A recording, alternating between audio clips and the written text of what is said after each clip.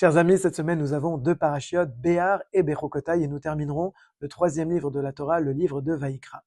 Béhar signifie sur la montagne, parce que le début de cette paracha nous enseigne que Dieu a enseigné à Moshe la loi de la Shemitah sur le mont Sinaï. Qu'est-ce que la Shemitah? C'est la règle qui nous dit que lorsqu'on est en Israël et qu'on a un terrain, on doit laisser ce terrain se reposer, être en jachère, une fois tous les 7 ans pendant un an. Un an entier, ne pas profiter de ses fruits, ne pas en faire du commerce en tout cas, et le laisser complètement ouvert et chacun peut venir et s'en servir. La question qu'on va poser est de dire, mais il n'y a pas que cette règle qui a été enseignée sur le mont Sinaï.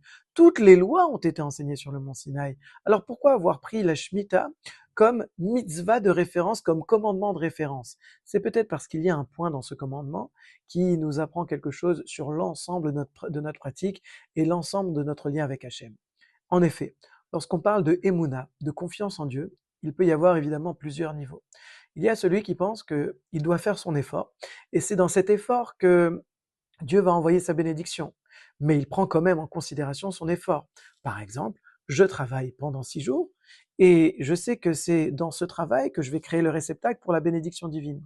Mais il y a un niveau de Emouna encore plus élevé. Celui qui dit, je travaille pas pour recevoir la bénédiction de Dieu, je travaille parce que Dieu m'a demandé de travailler. Même mon travail, il est fait avec une foi entière, une foi complète, et si Dieu m'avait dit de faire autre chose, je l'aurais fait aussi. C'est un niveau supplémentaire, de comprendre que finalement, ce n'est pas le fruit de mon travail qui m'apporte la bénédiction. La bénédiction vient uniquement d'Hachem, et plus je suis proche de lui, plus cette bénédiction a sa raison d'être.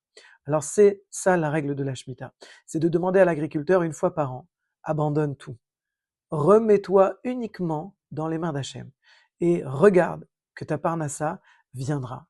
Il y aura une bénédiction la 6e année, ça suffira pour la 6e, pour la 7e, pour la 8e année, et tu verras que finalement ton destin et tes bénédictions sont uniquement entre les mains d'Hachem. Alors c'est ce que je souhaite à chacun, qu'on puisse voir la main d'Hachem dans chacun de nos pas, dans chacune de nos œuvres. Shabbat Shalom.